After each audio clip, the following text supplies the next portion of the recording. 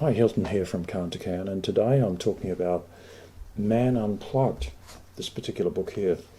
This is the story of John Broadbent and what was behind the writing of this book, his journey of self-discovery, his journey of finding out what it is to be a man in the 20th century, 21st century. And it's a terrific book. This video actually is really terrific for a man who wants to find out what else there is in life. And John offers a lot of insights in this particular video, so I really recommend it. I hope you get as much out of it as I have. Good morning, good afternoon. I'm Hilton from Cant, and we've got another interview here about a very special man called John Broadbent, who a friend of mine from work actually recommended me to and said, look, you should have a look at what this guy's got. I think he's got a book. And it turns out John does have a book, and it's called Man Unplugged. Now, I called John, who happens to live near me, and John very kindly sent me a copy of this book. And I've read a few men's books over the years, and I'll tell you what, this particular book is one of the very best. Thank you. I don't say that because you're beside me. I say that because it's the truth. So I really, really recommend Man Unplugged by John Broadbent. Welcome, John. Thank you, Hilton. Much appreciated. Yeah, it's a pleasure.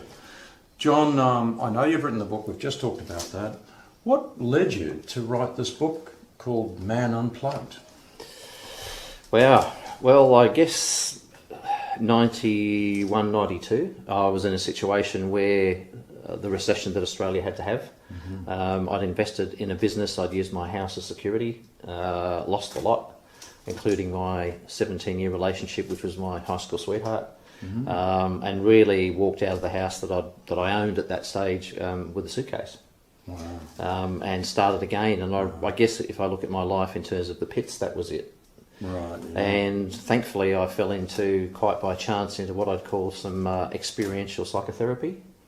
Started doing a lot of understanding of why what had happened around me had happened, and I learned to come out of the victim mode of that and blame the economy and all that sort of stuff, and really start to take responsibility for all the choices that I'd made, and then went on this sort of 9-year transformation journey. What do you mean take the responsibility for the choices you've made? What does that mean? Well, it's easy, I think, to play victim. It's easy to say, the economy did this and the government did that and sales did that and the customers did something else and, and all that sort of stuff, and externalise all that. But I really... So it's not my fault? Yeah, it's not, and it's nothing to do with me, and I'm not responsible or accountable for any of the choices that I made. That was all circumstantial. Yeah. And I came out the other side of that whole process realising that I'm responsible for everything that I do and everything that happens around me in a way. And that was quite a confronting reality Because you trained originally as an engineer. Yeah, I trained as a mechanical engineer, and I think my upbringing in Northern England, a migrant to Australia when the 10-pound POM movements in the late 60s.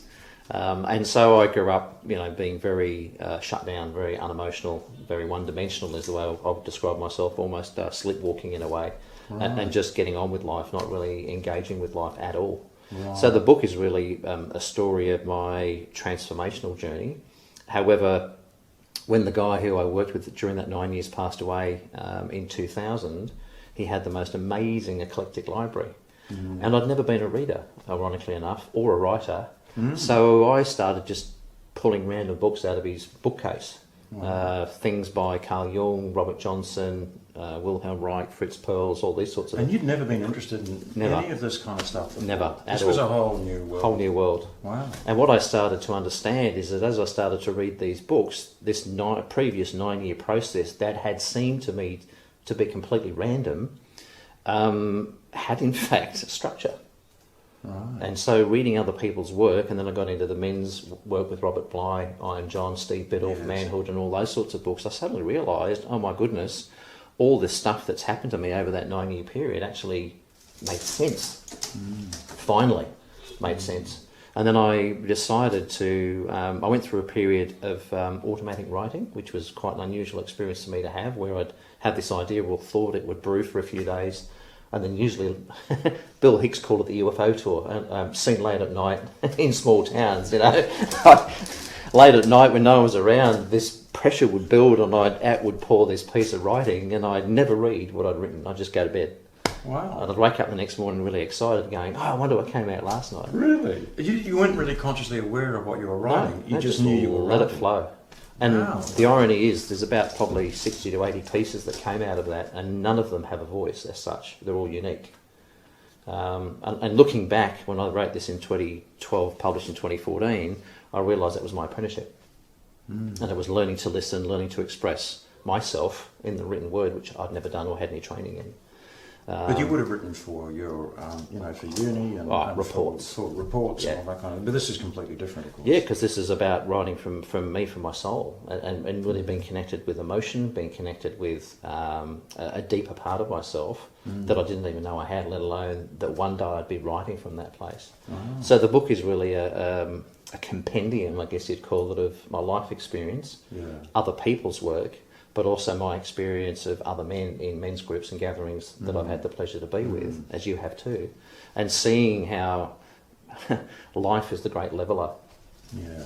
That often sitting in the company of men in groups or gatherings or men's circles, whatever, that you could be sitting with men that you think you know, but then suddenly in that beautiful, safe container, the stuff that men are capable of sharing about their past or their current issues that they're dealing with in life is absolutely remarkable. Yes, yes. And so all of this background, this is you were doing these men's groups and you were doing this reading this library and you started this automatic writing. And did that distill into the book, or what point did you get where you actually started to think, I'm going to create my own book? I heard of a group that had started up called the Key Person of Influence Group, now known as Dent, because I want to make a dent, from Steve Jobs' line, Dent in the Universe. Okay. And part of their business mentorship, if you like, was also learning about business. But it was also me trying to take the brand and make it what it is today, which is Man Unplugged.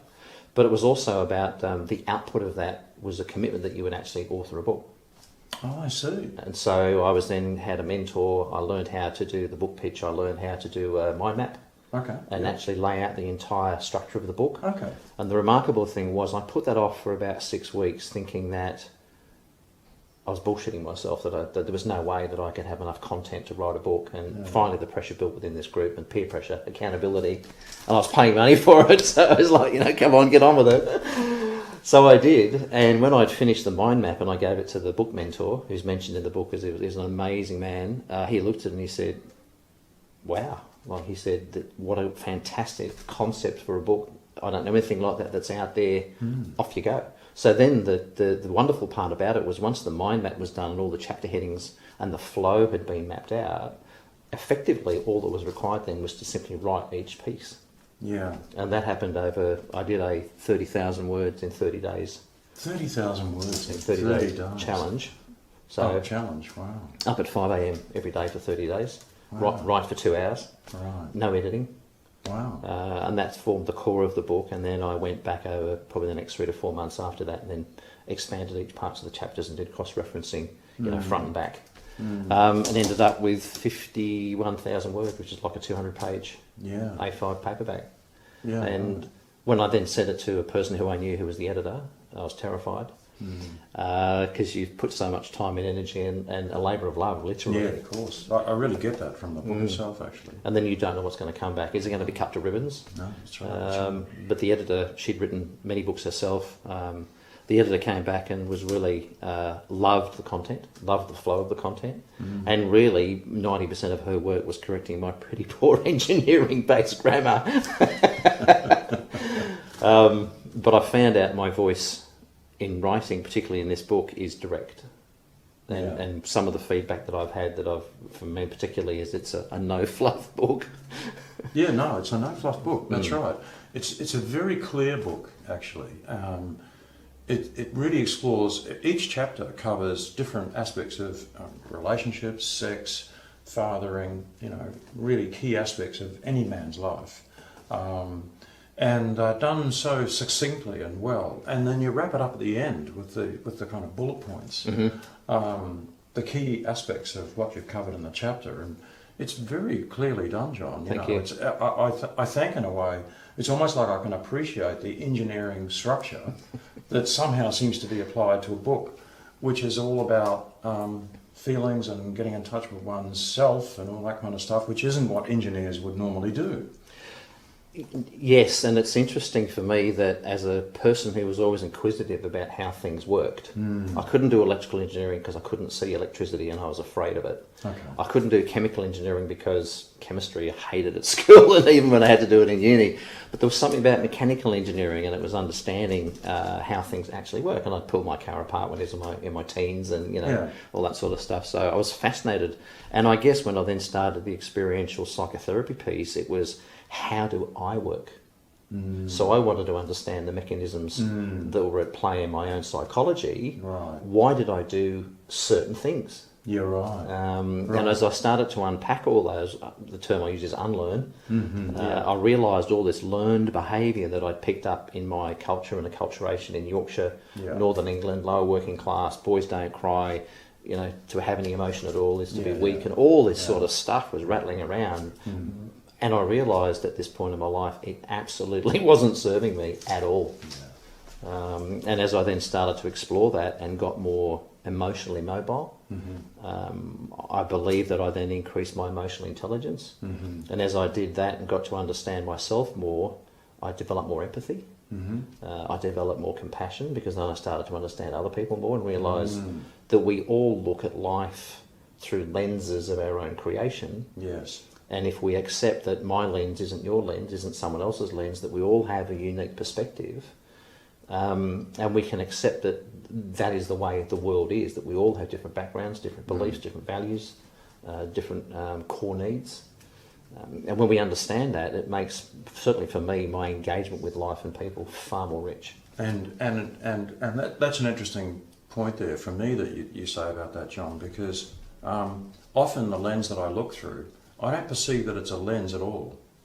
So I know before I did anything, that was the world. Yes. It wasn't a lens, it was the world. I didn't have any perception that there was anything other than the world as I see the world at that point in time, until I started to do any type of personal development work. And as you say, get in touch with here and try to, what do they say, the journey between the head and the heart is one of the longest longest ones you'll make. And Yes. in many ways it's true, and it's not always easy, actually. No. But the rewards, as you know, makes you so much more of a complete person than the old way. And I make it very clear, I remember writing this particular piece in the book, and I said that the journey itself from the head to the heart, to use your phrase, is probably one of the most painful and difficult, challenging journeys that a human being can do. However, it's a journey that all human beings can do, and it's certainly a leveller. Doesn't matter whether what colour, creed, culture, background, wealth, anybody can do it, and it's certainly a journey for everyone. And the thing about the journey for me is that even though at times it was excruciatingly painful, the liberation that came from that about understanding more about why I was in certain ways, then actually gave me what I call true choice. Because up until that time, I'd be making decisions and choices thinking that I had choice, not realising that they were choices being made what I call under the influence of the background of unconscious behaviours or unconscious beliefs or unconscious values. Right. And so the more I became conscious of what was my programming, to use that term, the output was always the same from the same program. Right. As I then started to unpack the program, I realised, that's why I'm getting the same result. Whether it's relationships, whether it was driven largely in me by a distinct lack of self-worth. Right. But of course you don't know you have a lack of self-worth. No. We don't often as guys. We go through life and just think, well, the feelings I have of whatever I have is just normal, and is suck it up, princess, and get on with life. You know? Yes. Man up. Man up. Exactly. What a phrase. Yeah, what a phrase. Man. And I simply like to add too, the irony was that when the book was finished, I sent it off to the editor, all the mind map was done, I ticked all the paragraphs, all the chapters that I needed to write, very happy with the flow.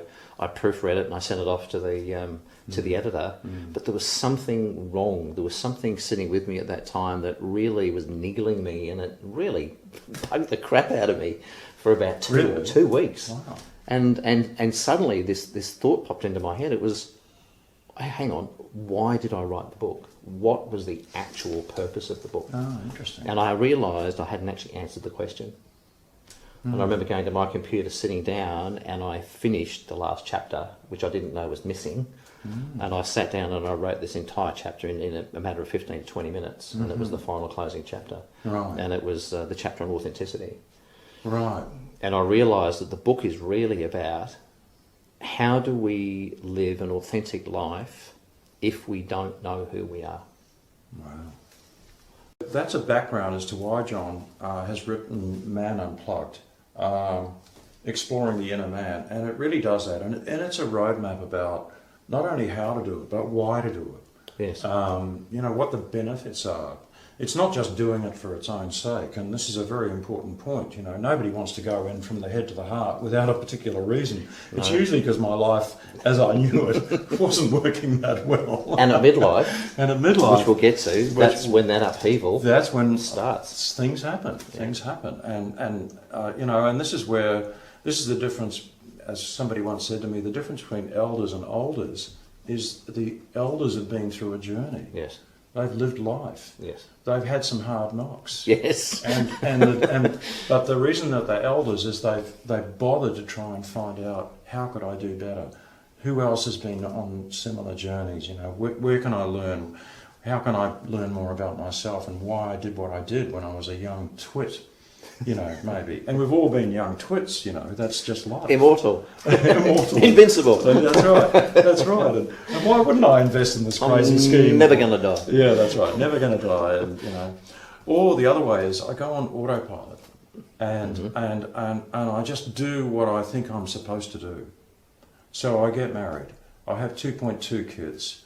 I get the house somewhere or other. And I'm doing this, and I'm just kind of like, why really am I leading this life? Mm. Well, and for me, having all that stripped away, yeah, I had the house, I had the marriage, I didn't have children because my partner didn't want kids, but I had all the trappings of what society said I should have. Yeah. I was not realising how one-dimensional and how unhappy I was because I had no frame of reference. That's right. But when that was all stripped away, I realised all that I had left was me, and so that was the wake-up call.